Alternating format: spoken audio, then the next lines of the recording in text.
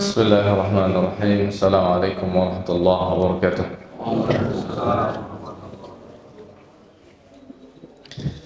Alhamdulillahirabbil alamin wa shalli wa sallim 'alal mab'uts rahmatan lil alamin nabiyina Muhammadin wa ala alihi wa ashabihi wa sallama tasliman katsira amma ba'd. Jemaah salat subuh yang dirahmati Allah Subhanahu wa taala, Bapak Ibu sekalian, adik-adik, semoga Allah Azza wa Jalla berikan taufik dan inayah kepada kita semua. Segala puji hanya milik Allah Tabaraka wa Ta'ala. Kita menyanjung dan memuji Allah Azza wa Jalla dalam kesempatan subuh kali ini. Kita dapat melanjutkan kajian kita, kajian tafsir Juz Ammah. InsyaAllah hari ini kita akan melanjutkan tafsir surah Quraisy. Tafsir surah Quraisy, di mana sebelumnya kita sudah membahas tafsir surah Al-Ma'un. Surah Al-Ma'un. Dan nantinya kita akan melanjutkan tafsir surah Al-Fil.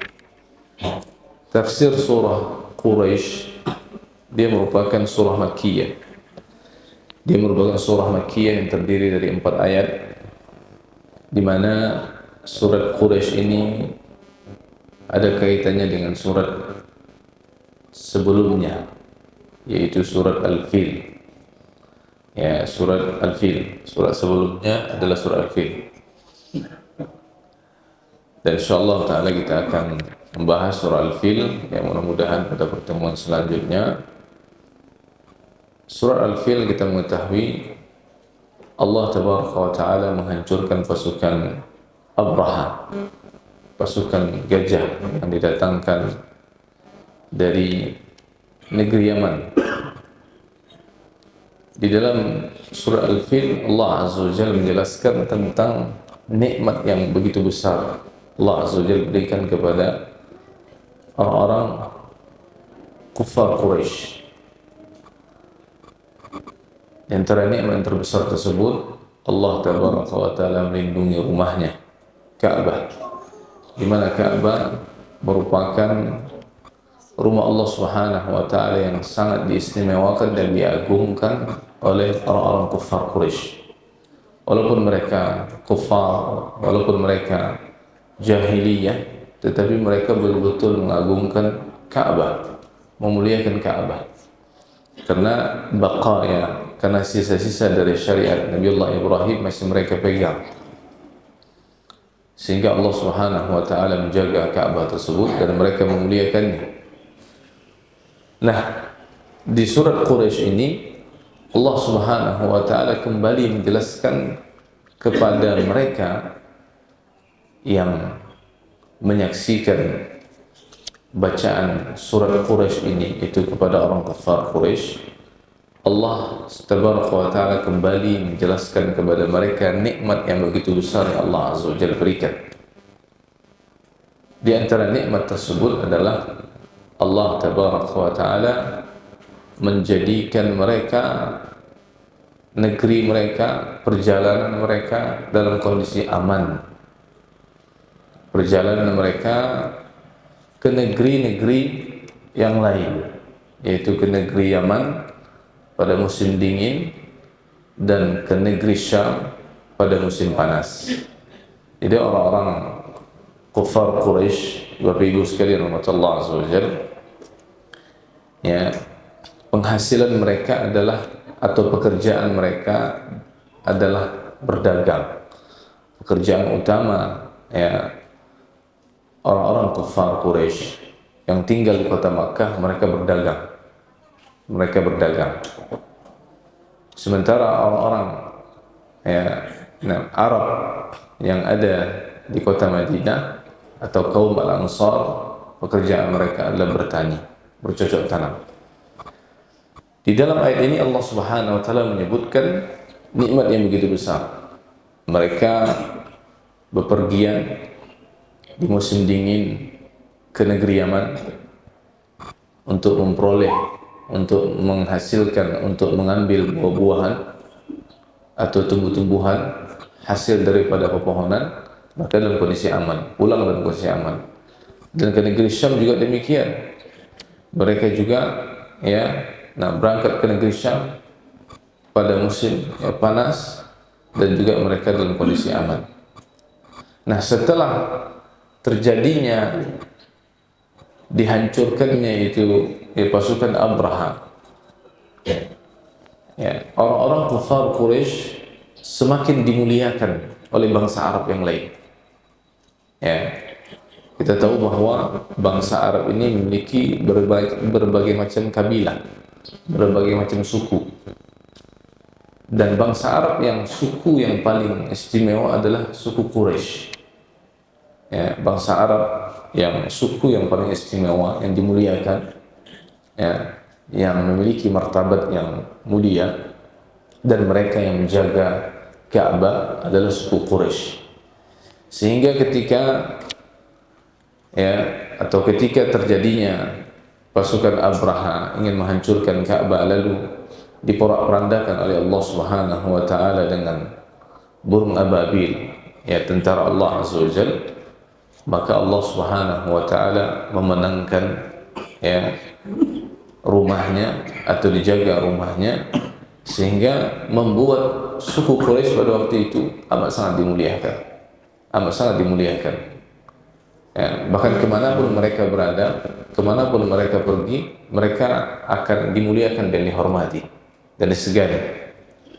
Tapi jemaah yang dirahmati oleh Allah Subhanahu wa taala, kita baca surat Quraisy ini, kemudian nanti kita jelaskan tafsir singkat daripada surat ini dan apa yang dapat kita ambil pelajaran dari surat Quraisy tersebut. Kita baca sama-sama. A'udzu billahi minasy syaithanir rajim. A'udzu billahi minasy syaithanir rajim. Bismillahirrahmanirrahim. Bismillahirrahmanirrahim. Li'ilafi Quraisy. إيلافهم رحلة الشتاء والصيف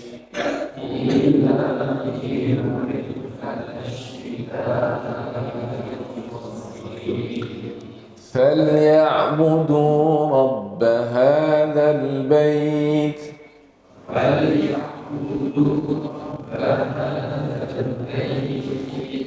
الذي أطعمهم من جوع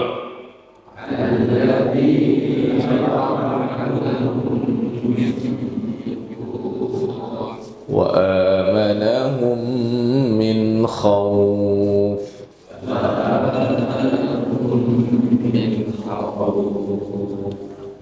Baik, jemaah yang dirahmati Allah Subhanahu wa taala. Ayat yang pertama Allah Azza wa Jalla mengatakan li'ilafi Quraisy. Li'ilafi Quraisy. Ilaf artinya bisa berbagai macam. Di antara makna ilaf adalah istima', berkumpul. Nah, karena perkumpulan orang Quraisy. Atau ilaf artinya adalah al-'adah, karena kebiasaan orang-orang kufar Quraisy. Nah, apa kebiasaan mereka? Dijelaskan pada ayat kedua. Allah Azza wa Jalla yang mengatakan li'ilafi Quraisy. Nah, sehingga sebagian ulama yang menyebutkan, walaupun kata Imam Ibn Jarir bahwa para ulama itu sudah sepakat menjelaskan antara surat Al-Fil dengan surat Quraisy itu dua surat yang terpisah. Tapi sebagian lain mengatakan apa? Bahwa surah Al-Fil dengan surah Quraisy ini satu surat. Satu surat. Karena kaitan makna setelah surah Al-Fil dengan surah Quraisy itu ada kaitannya. Jadi Allah Azza wa Jalla mengatakan, "Alam tara kaifa fa'ala rabbuka bi ashabil fil alam yaj'al kaydahum fi tadlil wa arsala 'alaihim tayran ababil ترميهم بحجارة من سجيل فجعلهم كعصف مأكول لإيلاف قريش." Ya, jadi Allah Azza wa Jalla menghancurkan tentara Abraha itu untuk apa? Li'idafi Quraisy. Ya, untuk kebiasaan orang Arab Quraisy itu apa, Pak? Nah, kebiasaan mereka adalah berrihlah, bepergian. Ya, dan tujuan Allah Azza wa Jalla menghancurkan ya tentara Abraha untuk memberikan keamanan kepada bangsa Quraisy, karena mereka adalah bangsa yang bepergian. Ya, di musim dingin mereka berangkat ke negeri Yaman. Nah, kenapa mereka berangkat ke negeri Yaman? Karena negeri Yaman ya udaranya panas. Di musim dingin ya di Makkah mereka berangkat ke Yaman. Ya, karena udara di sana cocok. Sekalian untuk berdagang, tentu tujuannya. Dan di musim panas di kota Makkah mereka berangkat ke Syam. Ya, karena di Syam ya udaranya dingin. Jadi mereka mencocokkan ya ketika di negeri ya mereka dingin, maka mereka berangkat ke Yaman. Ketika negeri mereka musim panas, maka mereka berangkat ke Syam. Untuk apa? Untuk berdagang.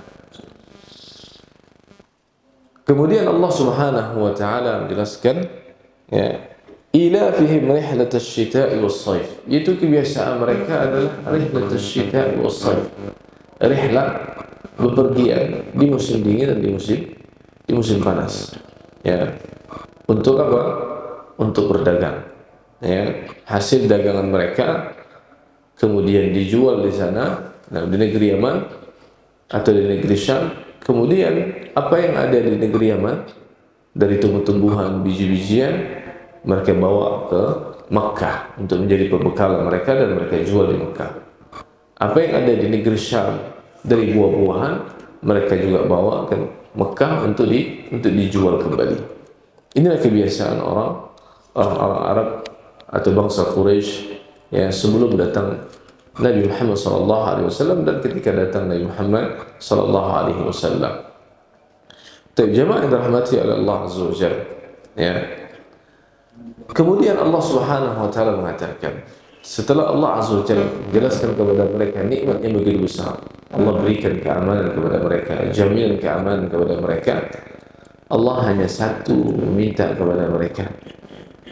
Dan permintaan Allah Azza wa Jalla kepada mereka tentunya manfaatnya kembali untuk mereka sendiri.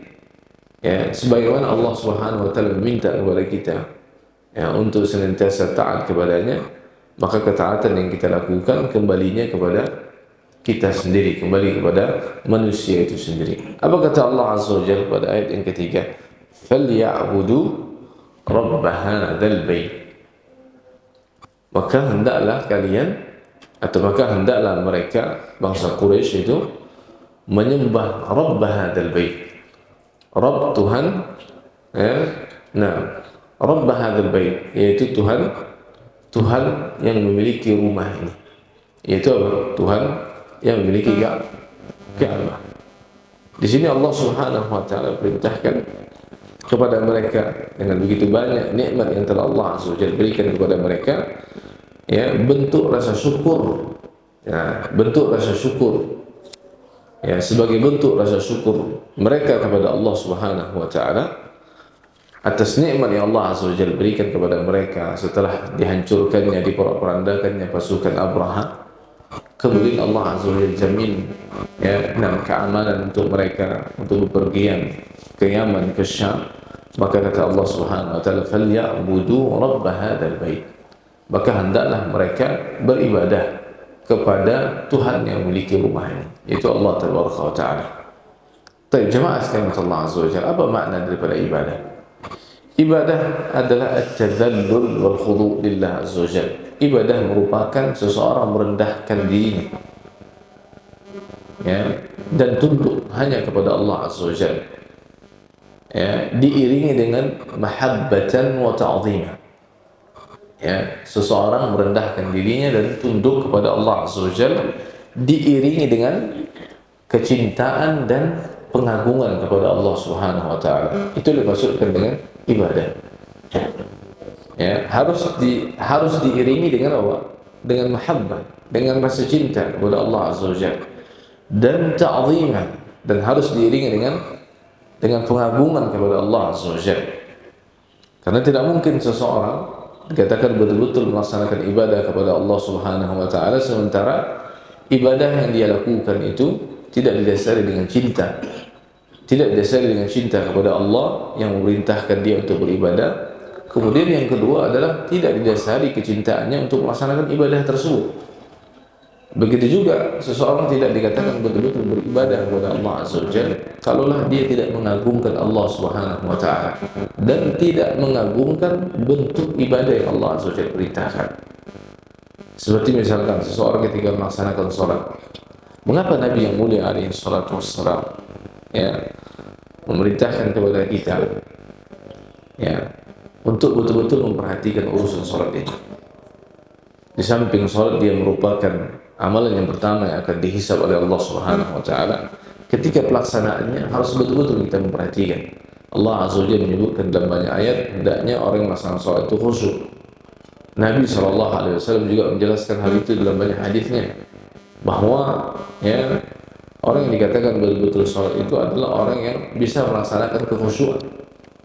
Kemudian tumaknina, dengan tenang dia melaksanakan sholatnya, dan hal-hal yang dapat mengganggu kekhusyuan sholat, maka Nabi SAW berusaha untuk menjelaskan kepada kita, imma dengan cara kita menunda sholat, atau kita disuruh untuk berjuang menghilangkan hal-hal yang mengganggu kekhusyuan. Sebagai contoh misalkan Nabi SAW menjelaskan kepada kita adab berangkat ke masjid, itu dengan apa? Sakinah wal waqar. Hendaklah seorang itu berjalan ketika dia berangkat ke masjid penuh dengan ketenangan, sakinah wal waqar, penuh dengan ketenangan, penuh dengan santai. Nah, santai di sini bukan berarti kita berlambat, bukan. Maksudnya adalah kita ke masjid nggak perlu terburu-buru. Apalagi melihat imam sudah sebentar lagi ruku, nggak perlu terburu-buru. Makanya Nabi SAW melarang. Sehingga ada sahabat ketika Nabi SAW sedang ruku, lalu sahabat tersebut dari pintu masjid sudah melakukan ruku, kemudian dia berjalan menuju ke shaf. Maka Rasulullah SAW tahu. Padahal Rasulullah SAW tidak melihat kan gitu, tapi Rasulullah SAW tahu. Maka apa kata Nabi SAW memanggil orang ini? Zadakallahu hirsan wa la ta'ud.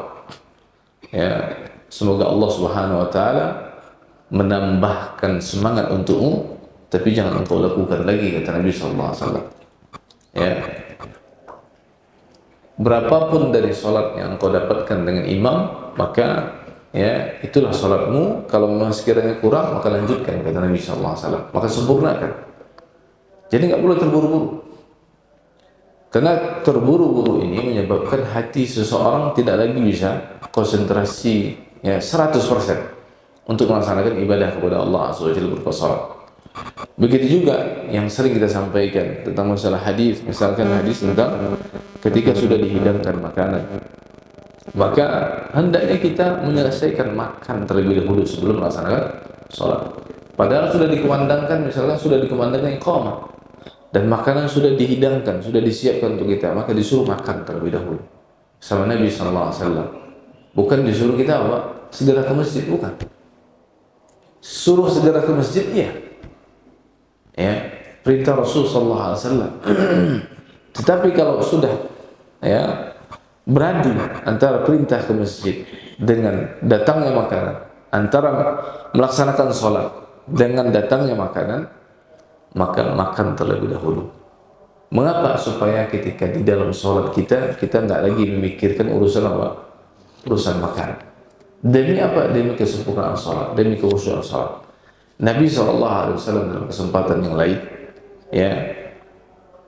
pernah diberikan hadiah baju oleh salah seorang sahabatnya, baju yang bagus yang datangkan dari negeri Yaman. Lalu Nabi pakai baju tersebut dalam sholatnya, baju yang bergaris-garis ada warnanya. Maka selepas sholat Nabi SAW minta ambilkan baju yang lain dari rumahnya. Lalu kata Nabi SAW, berikan baju ini yang saya pakai ini kepada salah seorang sahabat beliau. Karena baju tersebut, kata Nabi, karena baju ini barusan ketika aku melaksanakan sholat telah mengganggu kekhusyuan. Baju padahal jemaah. Ya, ketika baju tersebut mengganggu kekhusyuan Nabi SAW dalam sholatnya, dihadiahkan baju tersebut. Ya. Jadi hal-hal yang dapat mengganggu kekhusyuan sholat perlu betul-betul untuk diperhatikan. Ya, nah perlu betul-betul untuk diperhatikan. Tapi jemaah yang dirahmati Allah Azza wa Jalla, kembali tadi kepada makna ibadah. Ibadah adalah at-tadallul, merendahkan diri kita. Dan bentuk merendahkan diri yang paling hina adalah ketika kita meletakkan kening kita ke lantai sujud menghadap kepada Allah Subhanahu wa taala. Maka jemaah sekalian Allah Azza wa Jalla, ibadah ini harus dibarengi dengan apa? Mahabbah, harus dibarengi dengan kecintaan. Harus dibarengi dengan pengagungan. Ya, harus dibarengi dengan pengagungan. Al-Imam Ibnu Qayyim Al-Jauziyah rahimahullah menjadikan mahabbah, kecintaan di dalam melaksanakan ibadah merupakan rukun, ya, rukun ibadah. Ya, rukun ibadah itu ada 3. Rukun ibadah ada 3 kan? Yang pertama adalah mahabbah. Yang kedua adalah apa? Ya, al-khauf atau ar-raja. Ya, rukun ibadah ada 3. Yang pertama adalah mahabbah, yaitu kita mencintai ibadah yang kita lakukan. Kemudian yang kedua adalah ya ar-raja, rasa harap dari ibadah yang kita lakukan itu. Apa yang kita harapkan? Yang kita harapkan tentunya adalah pahala di sisi Allah, ibadah kita diterima oleh Allah Azza wa Jalla, yang kita harapkan balasan berupa surga. Al-khauf yang ketiga, yaitu apa? Kita takut kepada Allah Subhanahu wa taala, takut akan hukumannya, takut akan azabnya, takut kita kepada Allah Azza wa Jalla, dan takut pula kalau sekiranya ibadah kita enggak diterima oleh Allah Subhanahu wa taala. Nah, 3 ini kata Imam Ibnu Qayyim Al-Jauziyah harus ada. Karena 3 ini kata beliau ibarat burung, seekor burung. Ya, kepalanya adalah apa, Pak? Kepalanya burung itu diibaratkan oleh Al-Imam Ibnu Qayyim adalah al-mahabbah, rasa cinta. Ya, al-khauf dengan ar-raja, rasa harap dengan rasa takut, diibaratkan oleh beliau seperti 2 sayap burung. Ya, 2 sayap burung. Maka ketika seseorang melaksanakan ibadah, 3-tiganya harus ada.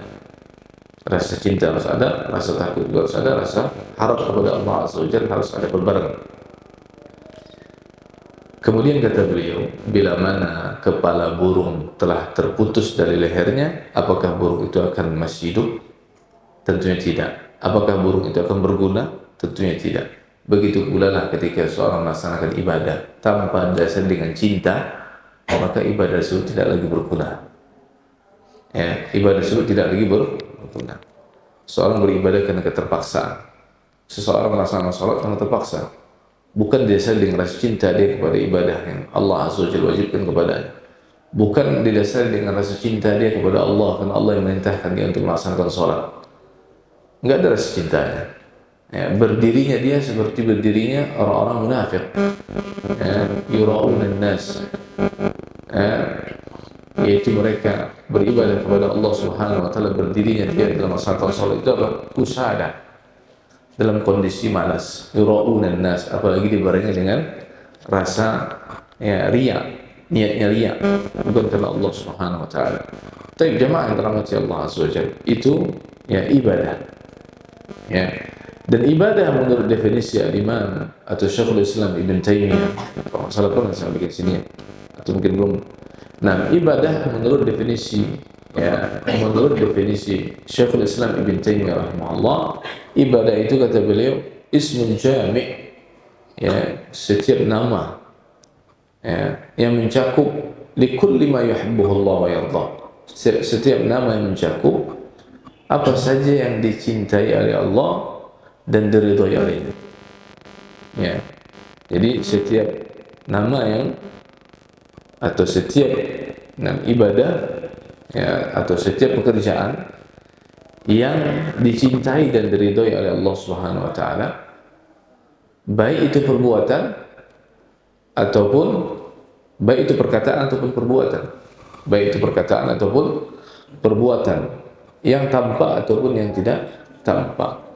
Ya, saya ulangi, ya, setiap nama ya, yang mencakup apa saja yang dicintai oleh Allah Azza wa Jalla dan diridhai olehnya, baik itu perkataan ataupun perbuatan yang tampak ataupun yang tidak tampak, maka itu adalah ibadah. Maka itu adalah ibadah. Kuncinya adalah apa? Dicintai sama Allah dan diridhai oleh Allah Azza wa Jalla. Apapun dia, perkataankah dia, perbuatankah dia, yang tampakkah dia, yang tampak secara zahir ataupun yang tidak tampak, yaitu amalan hati, maka dia bagian daripada ibadah kepada Allah Subhanahu wa taala. Itu ya definisi ibadah yang sangat yang sangat terperinci yang dijelaskan oleh Syekhul Islam Ibn Taimiyah rahimahullah taala.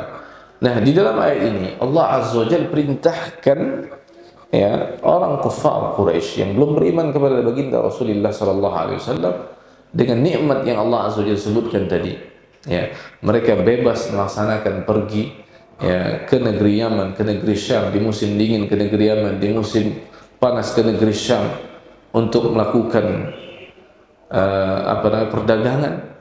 Nikmatnya begitu besar, mereka diagungkan, dihormati ya oleh bangsa Arab yang lain, oleh kabilah Arab yang lain dan bangsa yang lain. Maka kata Allah Azza wa Jalla, hendaklah mereka itu apa? Liya'budu rabb hadzal bait. Hendaklah mereka beribadah, betul-betul beribadah kepada Rabb yang memiliki rumah ini, yaitu Allah Tabaraka wa Ta'ala. Karena walaupun mereka mengagungkan rumah Allah Azza wa Jalla, yaitu Ka'bah, tapi mereka sejatinya tidak beribadah kepada Allah. Mereka mengagungkan Ka'bah, mereka sangat memuliakan Ka'bah, dan mereka betul-betul yakin. Dan nanti kita akan jelaskan di surah Al-Fil kisah bagaimana Abdul Muttalib ketika mendatangi Abraha, dan Abdul Muttalib adalah pemuka kaum, ya, pemimpin suku Quraisy pada waktu itu. Ketika mendatangi Abraha, dan Abraha mengira bahwa Abdul Muttalib ini akan memohon kepadanya untuk tidak menyerang Ka'bah. Tetapi ketika Abdul Muttalib masuk ke menghadap kepada Abraha, justru ya yang disampaikan oleh Abdul Muttalib bukan permohonan untuk tidak menghancurkan Ka'bah. Justru yang diminta atau yang disampaikan oleh Abdul Muttalib adalah Abdul Muttalib minta apa Pak? Minta 100 ekor ontanya yang sudah dirampas oleh pasukan Abraha, kembalikan kepada saya. Dikira sama Abraha dia akan melindungi atau dia akan memohon untuk tidak menyerang Ka'bah. Nah, ternyata tidak. Ya, ternyata tidak. Apa kata Abdul Muttalib? Ya, sesungguhnya rumah yang akan kau serang itu, ya, ada penjaganya. Nah, ada penjaganya yang akan menjaga rumah tersebut. Nah, itu siapa? Allah Taala. Jadi mereka betul-betul mengetahui dan mengagungkan Ka'bah, dan mereka memahami betul-betul bahwa Ka'bah itu adalah rumah Allah dan Allah Subhanahu wa taala langsung akan menjaganya. Hanya saja mereka tidak beribadah kepada ya yang memiliki, kepada zat yang memiliki Ka'bah atau yang memiliki rumah tersebut, dan mereka masih beribadah kepada Hubal, kepada patung dan seterusnya. Ya, bahkan kata Abraha, ya, saya datang ke sini bukan mau menghancurkan patung-patung kalian, bukan mau menghancurkan Hubal, Lata wal Uzza dan seterusnya, bukan. Saya ingin menghancurkan yang namanya Ka'bah untuk memalingkan wajah-wajah bangsa Arab agar mereka mendatangi rumah yang saya buat di negeri Yaman, yaitu Kanisa, itu apa? Gereja, ya, untuk memalingkan. Nah, jadi Abraham membuat tandingan, ya, untuk bangsa Arab, agar bangsa Arab itu terpalingkan wajahnya dari Ka'bah, dia buatlah gereja yang besar, ya. Dan bangsa Arab pada waktu itu, walaupun mereka kufar jahiliyah, yang namanya Ka'bah betul-betul mereka hormati. Ketika mereka mengetahui bahwa Abraham, ya, membuat tandingan, ya, Ka'bah baru, maka salah seorang dari bangsa Arab masuk ke dalam gereja tersebut dan dia BAB di dalam gereja tersebut. Ya, dikencingilah, dikotori. Ya, Abraha tahu bahwa yang mengotori Ka'bahnya mereka atau gerejanya mereka adalah dari kalangan bangsa Arab. Itulah yang menyebabkan Abraha ingin menghancurkan Ka'bah. Tapi jemaah rahmati Allah azza wajalla, Allah Subhanahu wa taala mengatakan falyabudu rabb hadzal bait. Allah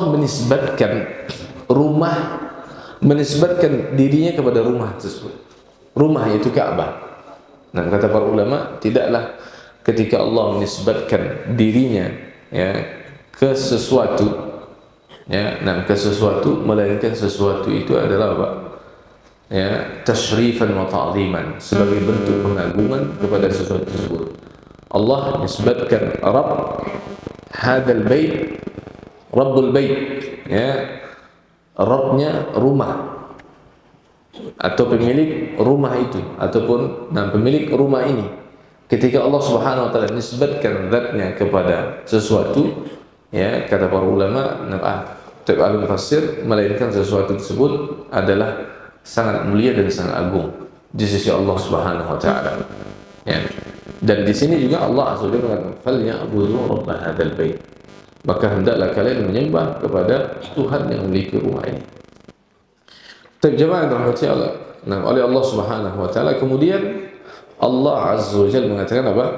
Alladzi at'amahum min ju'in wa amanahum min khauf. Jadi kalau kita mau membacanya, Pak, harus hendaknya berhenti di falyabudu rabb hadzal bait. Kemudian baru kita lanjut alladzi at'amahum min ju'in wa amanahum min khauf. Kenapa enggak kita sambung? Karena nanti kalau kita sambung, dikhawatirkan orang memahaminya salah. Falyabudu rabb hadzal bait alladzi at'amahum min ju'. Dikira alladzinya itu nanti adalah sifat untuk al-bait, sifat untuk rumah. Jadi maknanya salah, sudah tentu. Kalau kita terjemahkan gimana? Falyabudu rabb hadzal bait, hendaklah mereka menyembah Tuhan rumah ini. Kalau kita berhenti sampai di situ, alladzi at'amahum, Tuhan yang mana? Yang at'amahum, yang telah memberikan mereka apa? Makan, dari rasa lapar yang mereka hadapi. Tetapi kalau kita sambung, falyabudu rabb hadzal bait alladzi at'amahum min ju', maka hendaklah mereka menyembah Tuhan rumah ini yang memberikan kepada mereka. Seolah-olah yang di sini nanti sifat untuk rumah, Tuhan rumah ini yang memberikan kepada mereka makanan dari rasa lapar yang menimpa kepada mereka. Jadi kalau kita pengen membacanya, kita berhenti sampai di ayat ketiga, falyabudu rabb hadzal bait alladzi at'amahum min ju'in wa amanahum min khauf. Baik, kita ambil tafsir di ayat yang keempat, alladzi at'amahum min ju'in wa amanahum min khauf. Rabb yang telah memberikan kepada mereka makanan dari rasa lapar yang menimpa kepada mereka.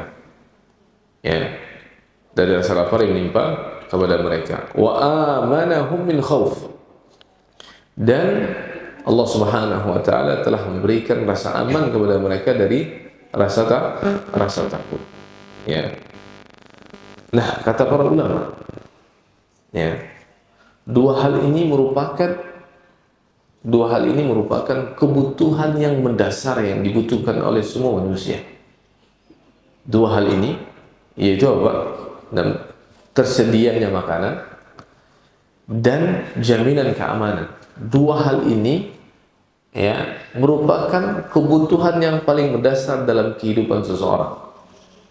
Dan bila mana salah satunya tidak ada, maka kebutuhan yang sangat mendasar yang harus ada, dia akan apa?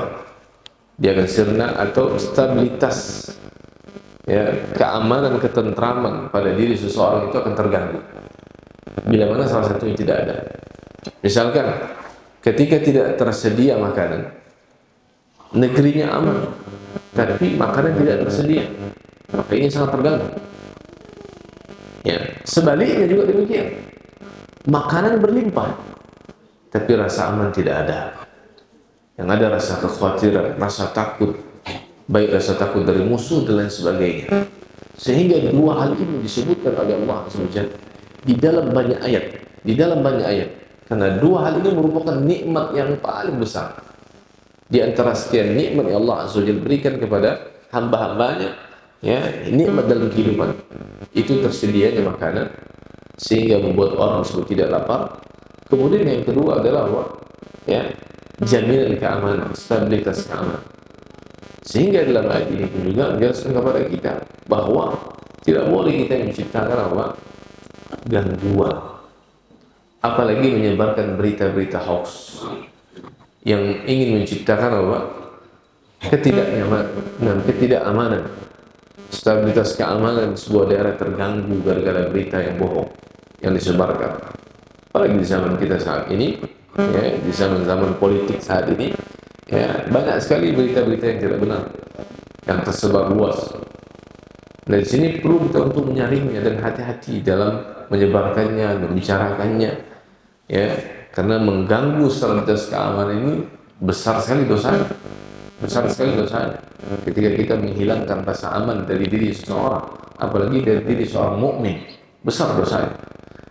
Nah, dalam ayat ini Allah Subhanahu wa taala menjelaskan dua nikmat yang besar Allah Azza wa Jalla berikan kepada mereka. Di samping nikmat bahwa mereka bisa bepergian, berdagang, bisa bepergian dari satu negeri ke negeri yang lain, berpindah sesuai dengan keinginan mereka, ya. Kemudian Allah Subhanahu wa taala ciptakan untuk mereka berlimpahnya makanan, ya, alladzi at'amahum min ju', dan kita tahu berlimpahnya makanan, ya, di kota Makkah atau di Makkah, ya, di zaman kufar Quraisy dan sampai dengan saat ini kita melihat itu berkat apa? Berkat doanya Nabiullah Ibrahim alaihissalam, ya. Rabbana inni askantu min dhurriyyati biwadin ghairi dhi zar'in 'inda baitikal muharram Rabbana liyuqimus shalah faj'al af'idatan minan nasi tahwi ilaihim warzuqhum, ini doa Nabi Ibrahim, warzuqhum minats thamarat la'allahum yashkurun. Nabi Ibrahim meminta kepada Allah Azza wa Jalla, ya, setelah mendirikan Ka'bah tersebut agar, ya, anak keturunannya kelak akan mendirikan salat. Dan Nabi Allah Ibrahim juga minta kepada Allah, salah satu permintaan dan doanya adalah apa? Berikan mereka rezeki dari buah-buahan sehingga buah-buahan itu berlimpah datang. Dan di zaman sebelum datang Islam demikian juga, buah-buahan itu berlimpah. Mereka datangkan dari negeri Yaman, mereka ambil dari negeri Syam, kemudian mereka bawa ke kota Makkah. Padahal kita tahu di kota Makkah adalah negeri yang tandus, tidak ada pepohonan, tidak ada pepohonan yang menghasilkan buah-buahan yang dapat dimakan, ya. Tetapi buah-buahan itu berlimpah. Dan kalau kita melihat sekarang ini berlimpah dan murah-murah, kayak subhanallah, ya, buah-buahan yang istimewa berlimpah dan berbagai macam buah-buahan tersebut ada di kota Makkah dan berlimpah. Kemudian juga apa? Harganya juga murah. Barangkali buah-buahan itu kita nggak dapatkan kualitasnya di negeri kita, hanya ada di sana. Itulah, ya, doa dari Nabi Allah Ibrahim. Nah, dengan kondisi seperti itu, Allah Subhanahu wa taala, belum lagi jaminan keamanan yang Allah Azza wa Jalla berikan kepada mereka. Ya, Allah Subhanahu wa taala sebutkan di dalam ayat yang lain, ya, dan Allah Azza wa Jalla mengatakan di dalam surat Al-Qasas ayat 57, ya, Allah Subhanahu wa taala katakan, nah, awalam numakkil lahum, nah, awalam numakkil lahum haraman aminan yujba ilaihi thamaratu kulli syai', bukankah kami telah mengukuhkan untuk mereka haraman aminan, ya, negeri haram itu negeri yang aman. Yujba ilaihi thamaratu kulli syai', Allah yang menjamin negeri Makkah itulah negeri aman, negeri haram yang aman, ya, karena negeri tersebut adalah negeri yang haram sehingga apa? Sehingga seseorang tidak boleh, ya, berburu di negeri haram. Kemudian tidak boleh juga memotong tumbuh-tumbuhan, ya, kalau kita sudah sampai ke haram nggak boleh kita memotong ranting, mencabut apa, Pak? Mencabut tumbuh-tumbuhan yang ada di negeri sana. ya, batas haram itu, nah sudah ada kan ya? Nah, sudah ada. Dan kita tidak boleh mengambil barang yang terjatuh, nggak boleh. Ya, luqatah namanya. Jadi kalau kita sedang berumrah atau berhaji, nggak boleh kita ngambil barang apa? Barang yang jatuh nggak boleh kita ambil. Kecuali kita ingin serahkan ke bagian petugas keamanan misalkan. Ya, tapi kalau kita ambil untuk kita miliki nggak boleh.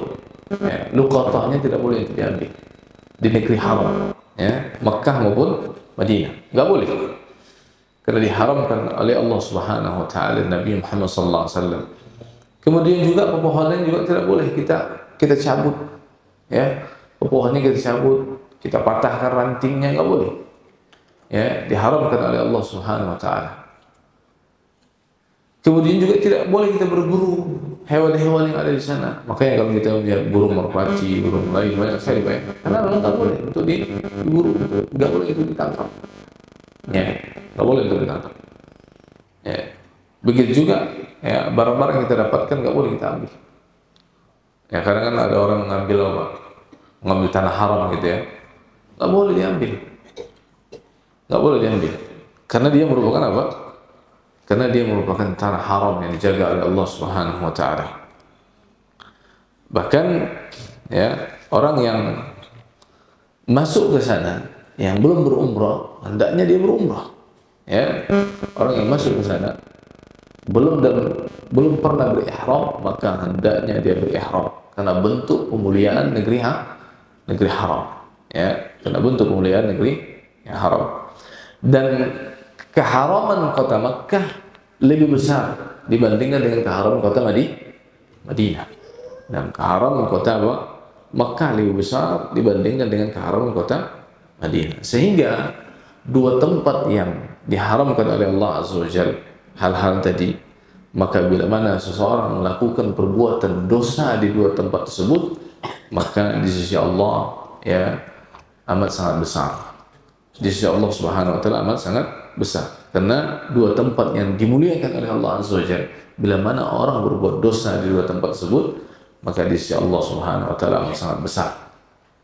Ya, kalau kita melihat ada jamaah haji, jamaah umrah datang ke sana sengaja membawa beberapa seluk rokok gitu kan ya. Ya kan? Untuk merokok gitu ya. Sengaja. Ya, kalau bagi kita hukum rokok haram kan gitu ya.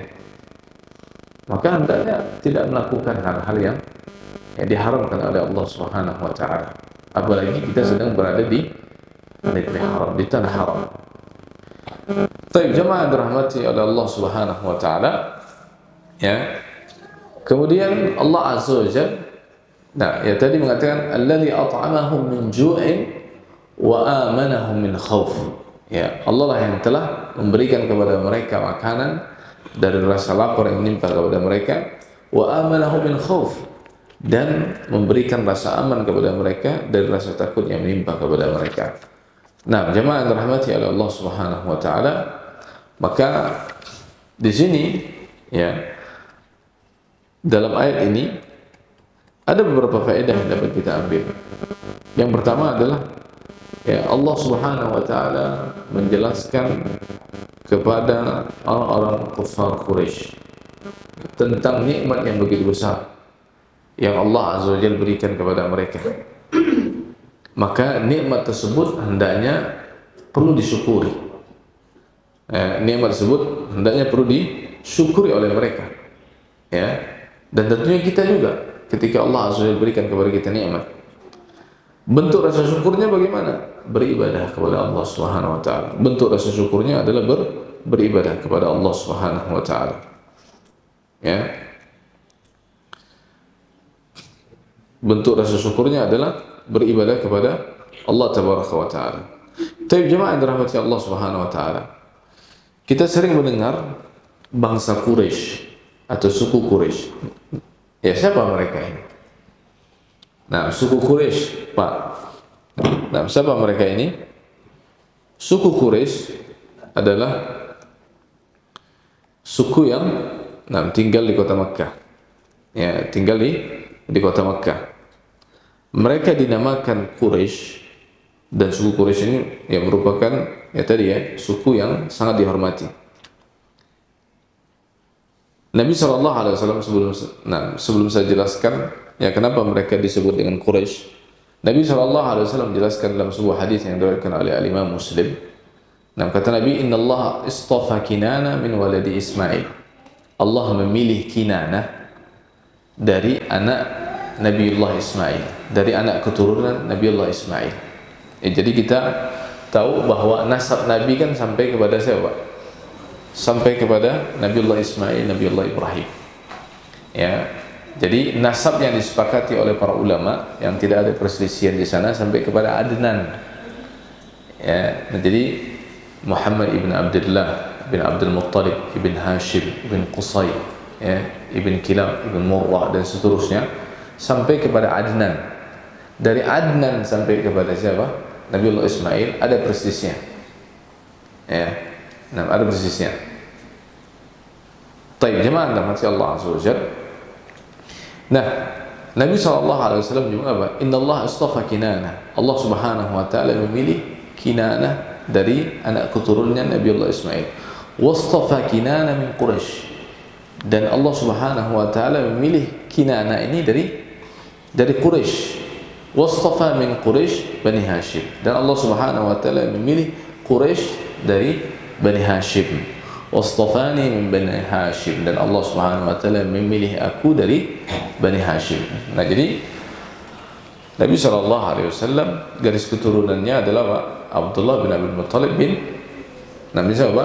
Hashim, bin Hashim dan seterusnya, sampai kepada Kinana, sampai kepada Adnan. Garis keturunan Rasulullah SAW adalah garis keturunan bangsa Quraisy.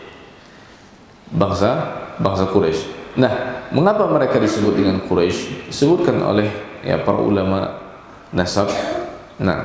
Ada beberapa alasan, tapi yang cukup masyhur adalah apa? Mereka disebut dengan bangsa Quraisy karena mereka melakukan perjalanan berdagang dan mengumpulkan harta.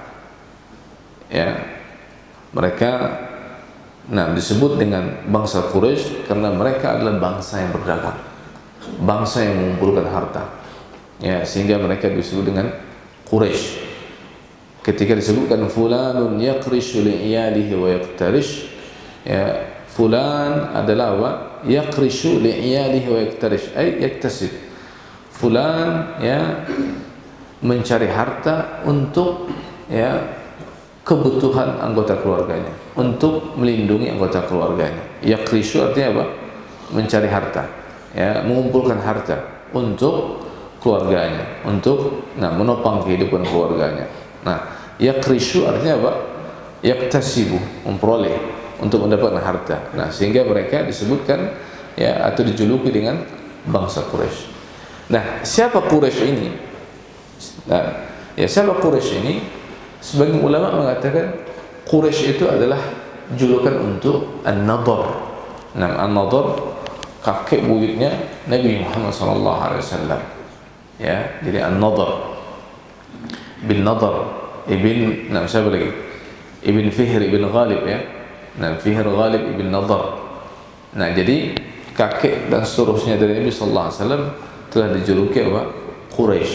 Kenapa mereka dinisbatkan atau dijuluki dengan Quraisy? Karena mereka berdagang dan mengumpulkan harta untuk menopang atau untuk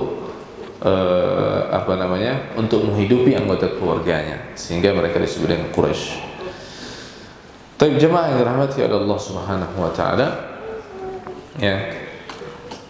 ini secara singkat tafsir daripada surat Quraisy, di mana Allah Subhanahu wa taala menyebutkan banyak sekali nikmat yang telah Allah Azza wa Jalla berikan kepada bangsa Quraisy, dan Allah Subhanahu wa taala menyebutkan nikmat tersebut yang begitu banyak. Dan nikmat ini bukan nikmat yang biasa, nikmat yang sangat besar yang Allah Azza wa Jalla berikan kepada mereka, sehingga menuntut mereka dengan nikmat-nikmat tersebut hendaknya mereka betul-betul mau memeluk agama Islam dan beribadah hanya kepada Allah, beriman kepada baginda Rasulullah sallallahu alaihi wasallam, dan menjalankan ketaatan kepada Allah Subhanahu wa taala. Baik jemaah yang dirahmati Allah Azza wa Jalla, ini yang dapat saya sampaikan dari tafsir surat Quraisy ini. Mudah-mudahan yang singkat ini dapat kita amalkan dan dapat memberikan manfaat kepada kita. Sebelum kita tutup, barangkali ada 1-2 pertanyaan, saya persilakan.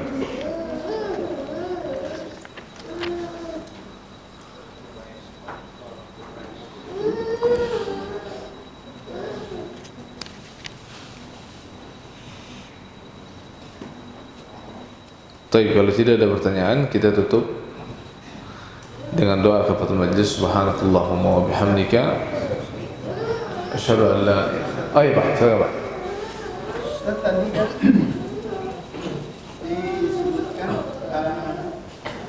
kalau kita sudah tersedia makan Ya. makan. Ya. Kalau disebutkan ada salah satu hadis kan Rasul kalau puasa itu makannya cuma 3 kurma itu sholat. Itu konteks yang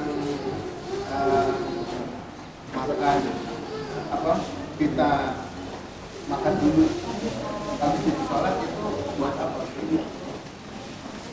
Iya, bahwasanya Rasulullah SAW menganjurkan kita ketika berbuka puasa apa ya, makan dengan 3 kurma, setelah itu minum, kalau tidak minum air putih kan gitu ya. Kemudian Rasulullah SAW baru melakukan sholat ya. Karena rumah Nabi itu nggak ada meja Pak. Jadi yang dihidangkan ya cuma kurma sama air putih kan gitu. Kalau di rumah kita dihidangkan semua ya kan.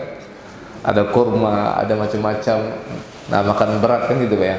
Nah kita mau milih mana dulu? Mau makan kurma saja atau makan semuanya? Ya. Kadang-kadang kalau kita cuma makan kurma aja ngikuti sunnah Nabi minum air putih, sholat kita nggak khusyuk, pengen buru-buru kan gitu ya. Makan dulu selesaikan. Ya makan dulu selesaikan Pak. Karena sudah dihidangkan semuanya. Ya makan dulu selesaikan Pak. Nah, ya kalau Nabi SAW ya cuma ada kurma aja, ya kan? Kurma aja dan makan Nabi itu bukan di atas meja begini, di hamparan, ya di lantai. Nah, di lantai, ya.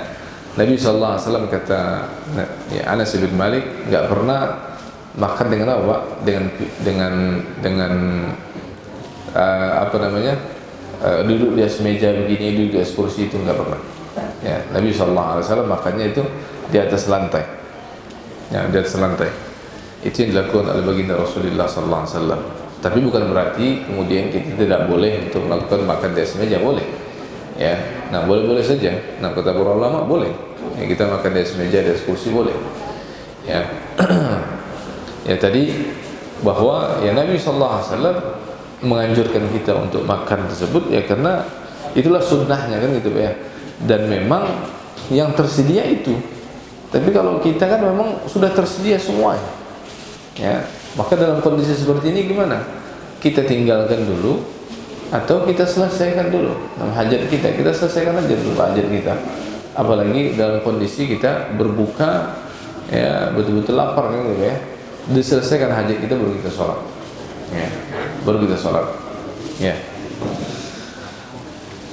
Tapi bukan berarti juga kemudian hal itu menjadi keharusan, enggak juga ya, artinya hal itu menjadi keharusan bahwa setiap kita berbuka karena memang sudah dihidangkan oleh istri gitu kan ya, kemudian kita ya setiap berbuka dalam bulan puasa sholat maghribnya pasti nggak dapat secara berjamaah. Nah bukan juga demikian Pak ya. Intinya kembali kepada kekuatan iman kita ketika kita melaksanakan sholat ya, bahwa ya bagaimana kita ya menghadapi ya serba sudah disediakan kan begitu ya. Kalau memang kita kuat ya bahwa ya kita bisa untuk khusyuk dan fokus ya maka nah silakan aja kita sholat, nah silakan aja kita sholat, nah selama hal itu bisa kita lakukan ya. Tapi demikian Pak. Nah kita tutup dengan doa kepada Subhanakallah wa bihamdika asyhadu an la ilaha illa anta astaghfiruka wa atubu ilaik. Assalamualaikum warahmatullahi wabarakatuh.